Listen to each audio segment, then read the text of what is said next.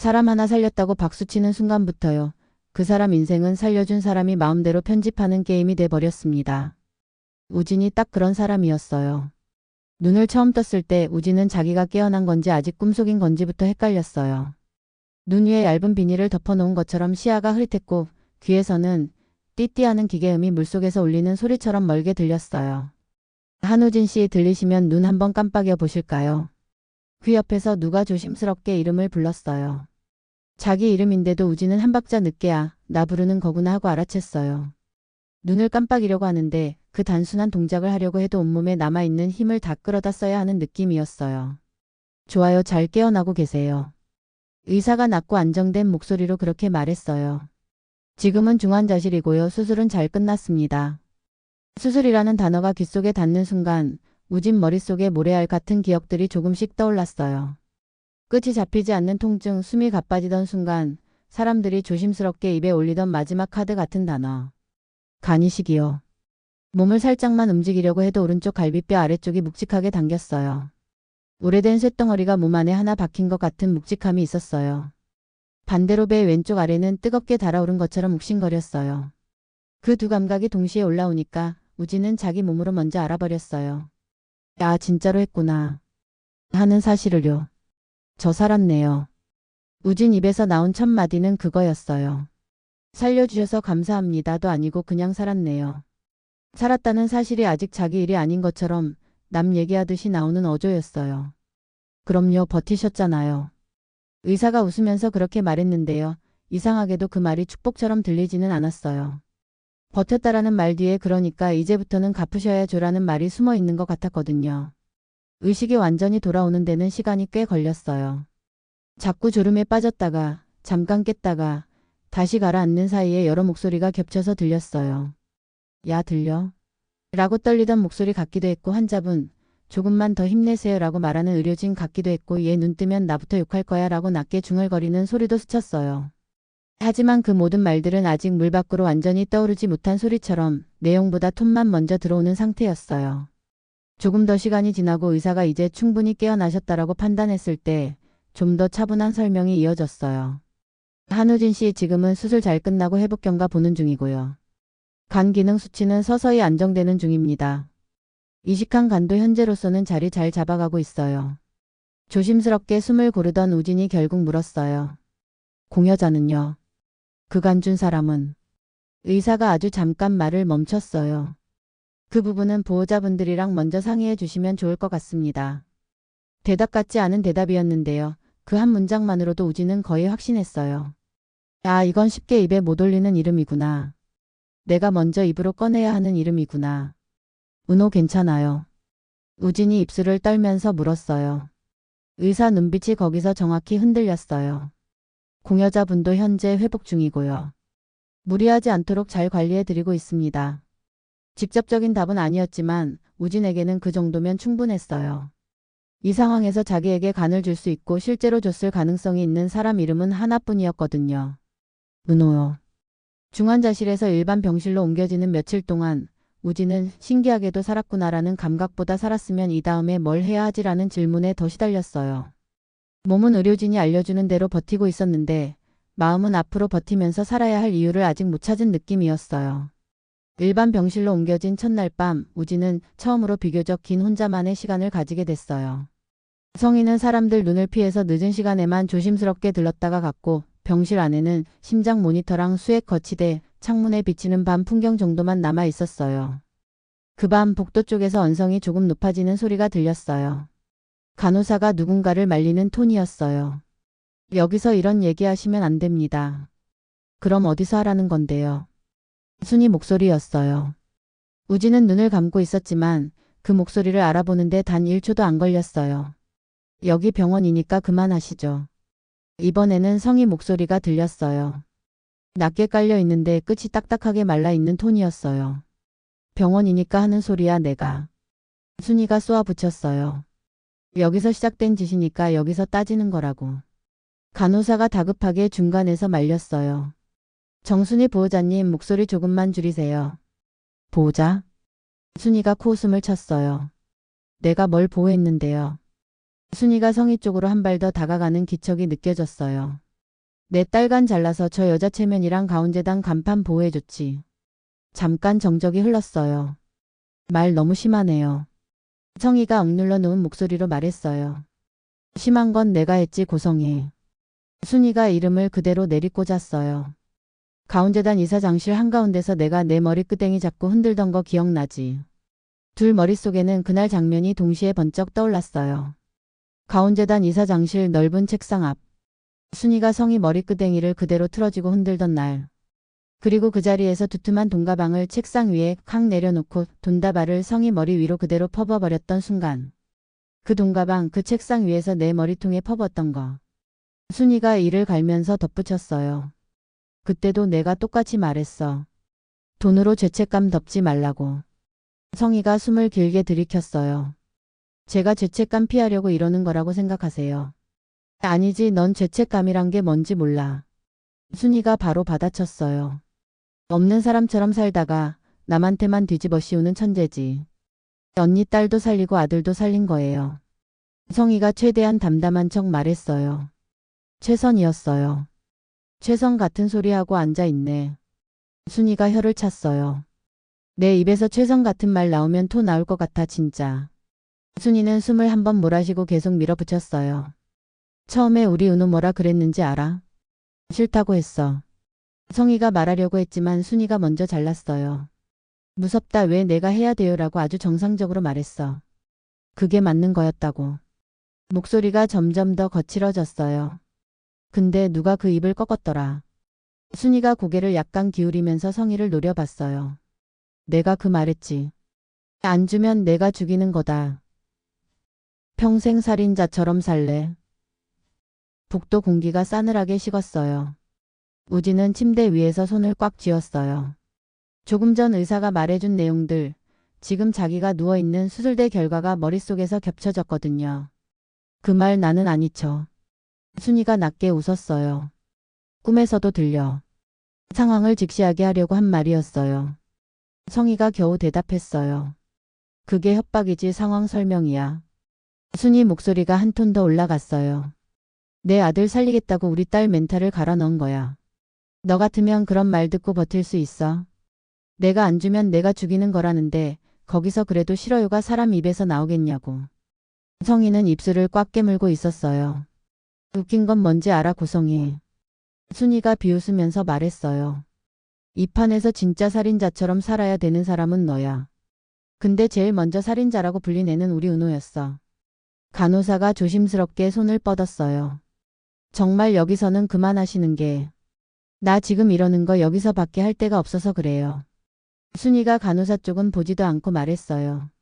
너네 병원에서 시작된 짓이라 여기서 따지는 거라고. 그리고 마지막으로 성희를 향해 한마디를 더 던졌어요. 기억해 고성희. 우리 은호가 평생 죄책감에 찌들어서 잠 못 자는 밤이 있으면 그 밤마다 살인자 꿈꾸는 건 너야. 그 말을 끝으로 복도 쪽 발소리가 멀어졌어요. 누군가는 끌려가듯 누군가는 버티듯 걸어가는 소리였어요. 병실 안에는 다시 기계음만 남았는데요. 우진 귀에는 방금 오간 말들이 계속 메아리처럼 울리고 있었어요. 머리끄댕이, 돈가방, 살인자. 그 단어들이 자기 몸에 남은 흉터를 타고 천천히 스며드는 기분이었어요. 다음날 오전 의사가 회진을 마치고 나간 뒤 간호사가 차트를 침대 옆 선반에 잠깐 올려두고 다른 병실로 들어갔어요. 우진은 망설이다가 손을 뻗었어요. 자기 몸에 어떤 말들이 적혀 있는지 남이 대신 써놓은 기록이라도 봐야 앞으로 버틸 수 있을 것 같았거든요. 차트에는 깨알 같은 글씨로 여러 줄이 적혀 있었어요. 진단명 강경병 간부전 진행 간이식 필요. 수혜자 한우진. 그 아래에 작게 적힌 문장이 눈에 들어왔어요. 공여자 지은호 혈액형 일치 조직 적합도 양호. 초기 면담 시 공여자 강한 거부 의사 및 공포 불안 표현. 후원자 공여자 침무 동석 이후 공여자 태도 변화, 죄책감 언급 반복. 수술 후 공여자 심리 상태 관찰 및 외상 후 케어 필요. 후원자라는 단어 옆에 볼펜으로 조그맣게 고성희 뭐라고 가루가 쳐져 있었어요. 누가 봐도 이건 병원이 공식 프로그램처럼 돌리는 사건이 아니라 어떤 특정 사람이 개인적으로 깊게 개입한 케이스라는 암시였어요. 재단 사업 이름이나 공식 결제 사인은 어디에도 없었고요. 담당 의사가 나중에 문제 생길까봐 조심스럽게 남겨둔 메모 같은 느낌이었어요. 한 페이지를 넘기자 이런 문장도 보였어요. 후원자 공여자에게 학업주거 직장 관련 개인적 지원 약속 언급. 구체 내용은 병원 소관 아님 추후 분쟁 소지 있어 구두 설명만 기록함. 문장만 놓고 보면 간을 줬으니 앞으로는 내 인생 안 망가지게 내가 도와줄게요 라는 착한 약속처럼 보일 수도 있었어요. 근데 우진 눈에는 그렇게 안 들어왔어요. 이거 사람한테 쓰는 말이라기보다 프로젝트 외주준 업체한테 쓰는 말 같은데. 그게 우진 머릿속에 스친 첫 생각이었어요. 수고하셨습니다. 추후 문제 발생 시 다시 연락드리겠습니다. 이런 식으로 끝나는 메일 같았달까요? 차트 맨 아래에는 이렇게도 적혀 있었어요.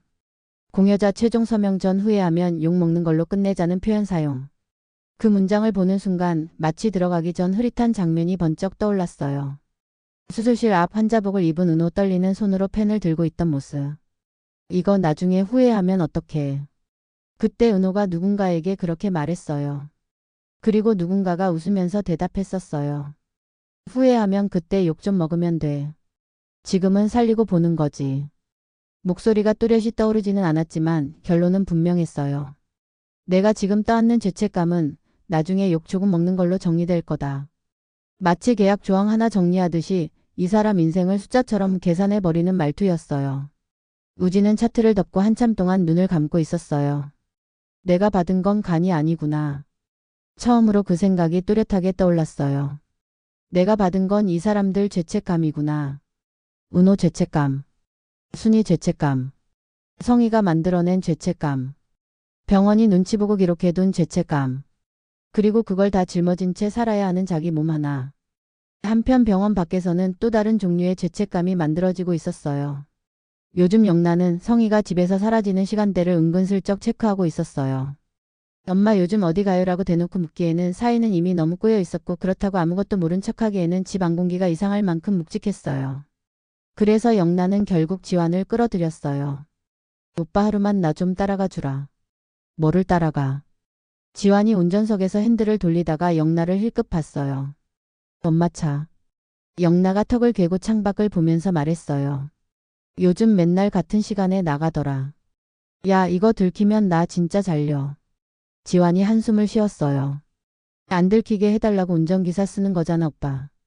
영란가 입꼬리를 올렸어요. 오빠 나 잘 지켜주면 나중에 진짜 고마운 일 해줄지도 모르지. 또 사람 꼬시는 소리 한다. 지환이 씁쓸하게 웃었어요. 알았어 대신 오늘 본 거 우리 둘 말고 아무도 모르는 거다. 성희 차를 멀찍이 따라간 끝에 두 사람은 큰 종합병원 지하주차장까지 오게 됐어요. 엄마가 왜 병원에 와? 영란가 중얼거렸어요.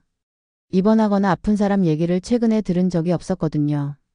지환은 차를 조금 떨어진 구역에 세웠어요. 가까이 붙으면 바로 들켜. 둘은 모자랑 마스크를 깊게 눌러쓰고 어느 정도 거리를 유지하면서 성희 뒤를 따라갔어요. 엘리베이터 앞에서 성희가 전화를 받는 모습이 보였어요. 네, 지금 올라가요. 중환자실 복도 쪽에서 봐요. 중환자실이라는 단어에 영란 심장이 쿵 내려앉았어요. 오빠 중환자실이라고 했지. 응. 지환도 얼굴이 굳어졌어요. 둘은 같은 층에서 내렸지만 너무 가까이 가지는 못했어요. 중환자실 앞 유리문 너머 멀리서 상황만 보는 정도로 서 있었어요. 성희는 보호자 가운을 입고 안으로 들어갔고 의료진 둘이 뭔가 설명하는 모습이 어렴풋이 보였어요. 침대 여러 개 중 하나 옆에 서서 성희가 한참 동안 서성이다가 누군가 손을 잡는 모양이 유리 너머로 희미하게 보였어요. 영란은 무의식적으로 한 발 더 앞으로 나가다가 지환에게 팔이 붙잡혔어요. 야 너무 앞으로 가지 마. 잠깐만 얼굴만 볼게. 성희가 안쪽 상담실 쪽으로 불려 들어간 시간. 그 짧은 공백을 놓치지 않고 영란은 유리 앞으로 바짝 다가갔어요. 헝클어진 머리, 각종 기계에 연결된 줄들, 그리고 팔목에 걸린 이름표 하나.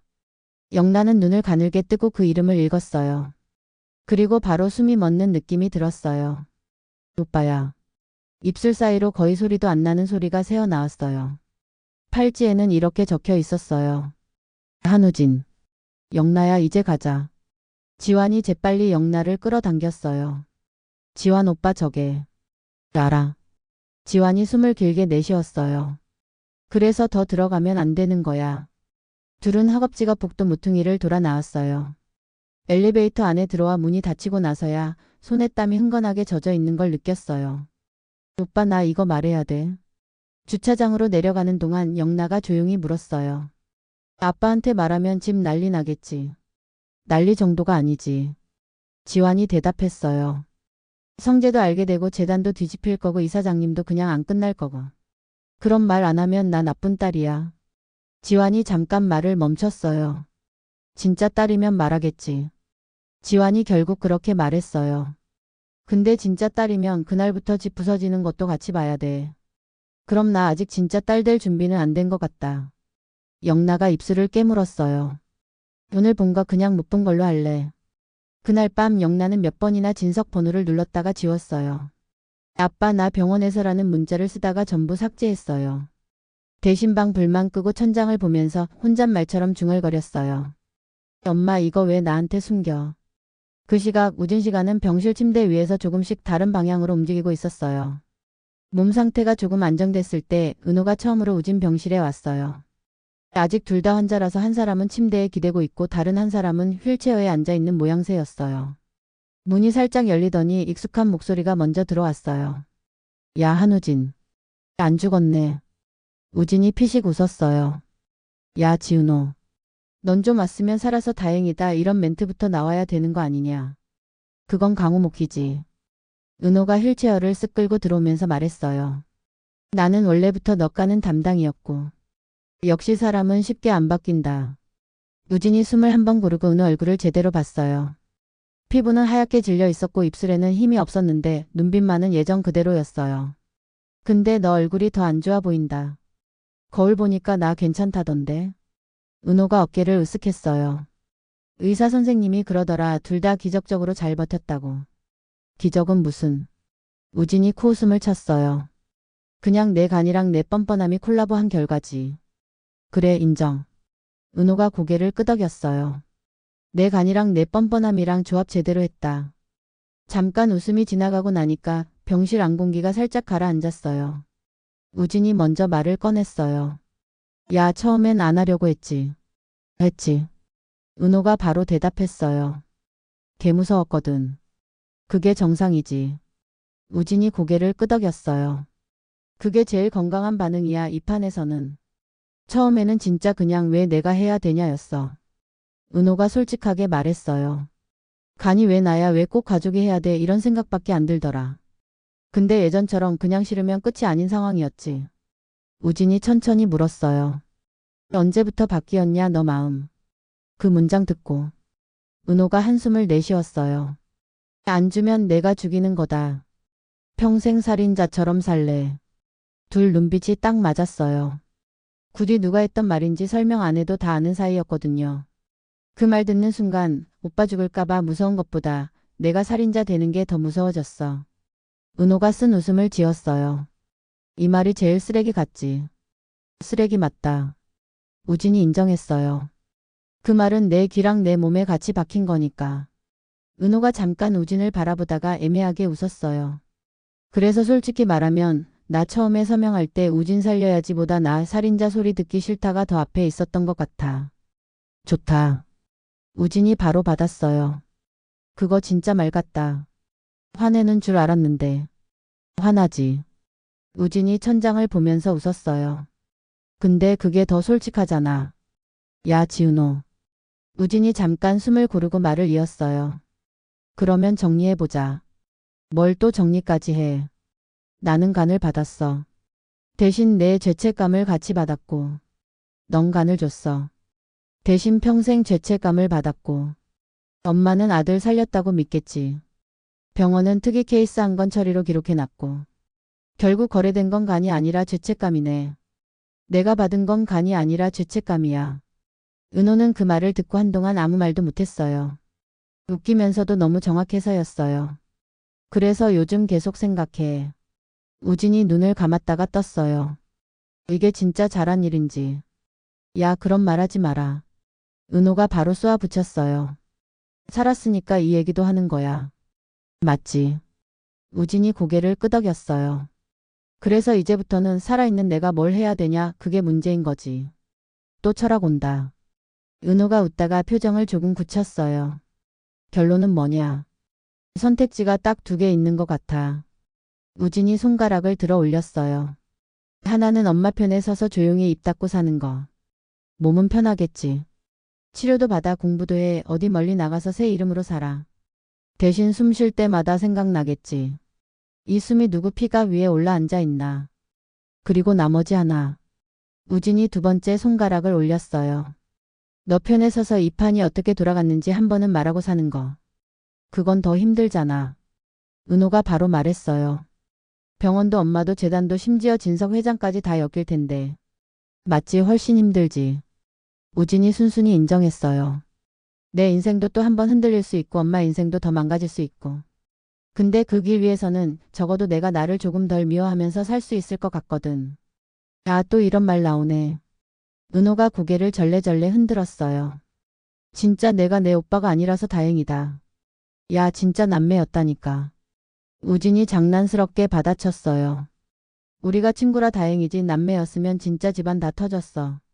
둘은 그 말에 동시에 웃었어요. 웃으면서도 마음 한구석에서는 이미 알고 있었어요. 우리가 남매라는 사실을 언젠가 알게 됐다는 걸 지금은 모르는 척하고 있는 거다.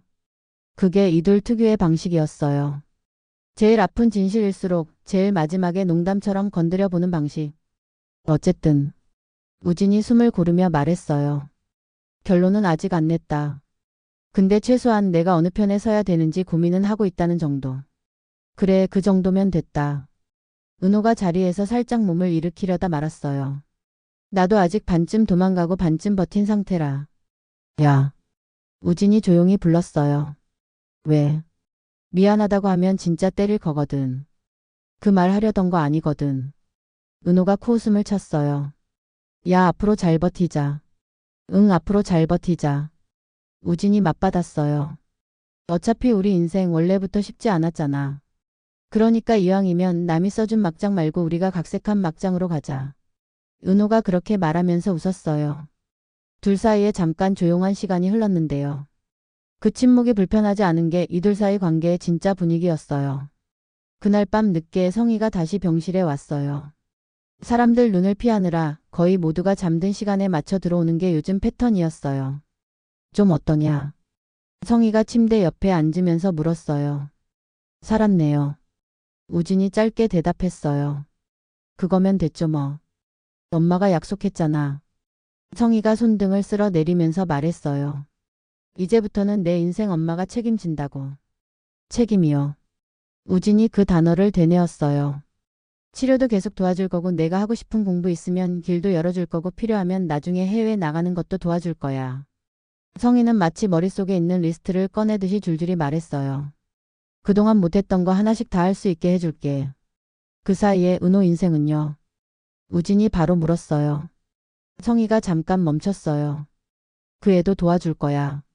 성희가 말을 골랐어요. 학비도 챙겨야 하고 집도 좀 안정적으로 살 수 있게 해줘야 하고 일자리도. 엄마. 우진이 중간에 끊었어요. 그거 병원 차트에 메모로 남아있더라. 성희 얼굴에서 피가 싹 가시는 게 눈에 보였어요. 후원자가 공여자한테 학업주거 직장 지원 약속 언급했다고. 우진이 담담하게 말했어요. 근데 그게 이상하게 들렸어요. 고마운 약속처럼. 아니면 너 몸 쓴 만큼 인생은 우리가 관리해 줄게라는 계약처럼. 성희가 아무 말도 못했어요. 엄마, 나도 살고 싶었어요. 우진이 솔직하게 말했어요. 근데 내가 살겠다고 한 적은 있어도 누가 어떤 죄책감으로 살아야 하는지까지 설계해 달라고 한 적은 없거든요. 그걸 설계한 사람은 엄마야. 성희 눈이 흔들렸어요. 그래서 지금 내가 선택지가 딱 두 개 있는 것 같아요. 우진이 말을 이었어요. 엄마 말대로 그냥 입 닫고 엄마가 만들어준 길 위에서 조용히 사는 거. 아니면 내가 받은 죄책감을 원래 흘러가야 할 방향으로라도 돌려보내는 거. 흘러가야 할 방향이 어딘데? 성희가 겨우 물었어요. 잘못한 사람들이 최소한 자기 목만큼은 밤에 잠 좀 설칠 정도는 되는 방향이요. 우진이 씁쓸하게 웃었어요. 지금은 제일 덜 가진 사람들이 제일 먼저 살인자 소리 들으면서 살게 생겼잖아요. 성희는 그 말에 대답을 못했어요. 살려야 한다는 생각 하나로 여기까지 달려왔는데 그 과정에서 쌓인 감정들이 누구 몫으로 남는지까지 깊게 생각해 본 적은 없었거든요. 성희가 간신히 한마디를 더 꺼냈어요. 우진아, 엄마도. 엄마 힘든 얘기는 나중에 해요. 우진이 부드럽게 잘랐어요. 지금은 나부터 정리 좀 해보고요. 그날 밤 이후로 우진은 혼자 있는 시간마다 머릿속에 흩어져 있던 조각들을 하나씩 정리하기 시작했어요. 몸이 허락하는 범위 안에서 할 수 있는 일들이었어요. 차트를 훑어보면서 날짜랑 사건을 기억하고 의사가 했던 말들, 순이가 복도에서 외친 말들, 은호가 웃다가 울면서 털어놓은 문장들, 성희가 끝까지 인정하지 못한 부분들을 시간 순서대로 머릿속에 배열해 봤어요. 그리고 어느 날 간호사가 실수로 두고 간 작은 메모 공책 하나를 사용하기로 했어요. 표지 안쪽에 볼펜으로 크게 한 문장을 적었어요. 내가 받은 건 간이 아니라 죄책감이다. 그 아래에 날짜를 적었어요. 그리고 그 밑으로 차분하게 항목을 적어 내려가기 시작했어요. 1. 처음에 은호는 간이식 거부했다. 1. 고성이가 안 주면 내가 죽이는 거다. 평생 살인자처럼 살래라는 말을 했다. 3. 그 말 이후에 은호는 죄책감에 밀려 수술 동의했다. 4. 병원 기록에는 공여자의 죄책감이 남아있고 후원자의 개인적 지원 약속이 메모로만 적혀있다. 5. 성희는 재단 공식 사업이 아니라 아무도 모르게 자기 선에서만 이식을 밀어붙였다. 공책 한 귀퉁이에 이렇게도 적었어요. 6. 영란은 뭔가를 봤다. 그 부분은 아직 퍼즐이 완전히 맞춰지지 않은 상태였어요. 직접 들은 얘기가 아니라 병실 문틈에 스쳤던 기척과 밤늦게 복도 끝에 서 있던 그림자, 집 안에서 어딘가 불안해 보이던 표정 같은 것들이 섞여 있는 느낌이었어요. 어느 밤 병실 문이 아주 살짝 열렸다가 바로 닫히는 소리가 들렸어요. 우진은 눈을 감은 채였지만 사람 기척이 낯설지 않았어요. 문틈 사이로 속삭이는 소리가 스쳤어요. 오빠 맞지? 영나 목소리였어요. 야 빨리 가자. 지환 목소리도 들렸어요. 여기 들키면 진짜 난리 난다. 조금만 얼굴만 보고 갈게. 영나가 그렇게 말하고는 끝내 안으로 들어오지 못했어요. 발소리가 멀어지고 나서야 우진은 천장을 향해 눈을 떴어요. 누가 와 있었는지 굳이 확인하지 않아도 알 것 같았어요. 지금은 서로 모른 척 해주는 게 그 애들한테도 편하겠다는 생각이 먼저 들었거든요. 그래서 공책 한 구석에 한 줄이 더 추가됐어요. 7. 엄마 편에 서서 덮고 있는 사람도 죄책감의 또 다른 피해자다. 이렇게 하나둘씩 써 내려가다 보니까 우진 마음속에 이상한 결론이 생겼어요. 이 판에서 진짜 자유로운 사람은 아무도 없구나. 성희는 성희대로 잘못된 선택을 최선이라고 우겨야만 버틸 수 있는 사람.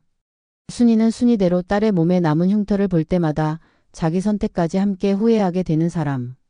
영란은 영나대로 자기가 본 진실을 말하지 못해서 밤마다 불안에 시달리는 사람.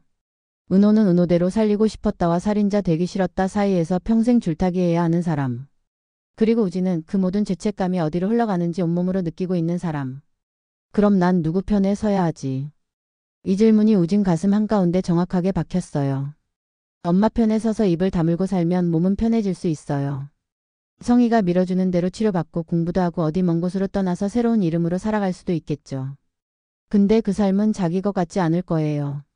숨 쉴 때마다 이 숨은 누구 피가 위에 올라앉아 있는 거지라는 생각이 같이 따라붙을 거니까요. 반대로 은호 편에 서서 이 모든 과정을 누가 어떻게 만들었는지 한 번쯤은 세상에 드러내는 길을 택하면 위험은 훨씬 많을 거예요. 병원도 성희도 가운재단도 심지어 진석과 성재까지 얽히게 될 거예요. 은호 인생이 또 한 번 흔들릴 수 있고 순이 삶도 다시 갈라질 수 있어요. 근데 최소한 그 길 위에서는 우진이 자기 자신을 덜 미워하면서 살 수 있을 것 같았어요. 나는 적어도 죄책감을 숨기는 쪽이 아니라 방향을 바로잡으려고 했던 쪽에 서 있었다라고 말할 수는 있을 테니까요. 그래서 우진은 아직 아무에게도 말하지 않은 결심을 조용히 하나 세웠어요. 사라지는 게 도망이 아니라 싸움의 시작이 될 수 있는 방식. 몸이 좀 더 회복되면 그 방법을 찾겠다고요. 공책 마지막 페이지에 이렇게 적어두고 우진은 펜을 내려놓았어요. 내가 준 건 간이 아니라 죄책감이다. 그러니까 이 죄책감이 더 이상 은호 하나한테만 가지 않게 만드는 게 내가 할 수 있는 최소한의 일이다. 언젠가 이 공책이 봉투에 담겨서 은호 손에 들어가는 날이 올 거예요. 그날이 오면 우진이 결국 어느 편에 서기로 했는지, 성희가 숨기고 싶어 하던 진짜 문장들이 어디까지 흘러가게 되는지, 화려한 날들이라는 제목 뒤에 숨어있던 죄책감의 방향이 한 번쯤은 제대로 드러나게 되겠죠.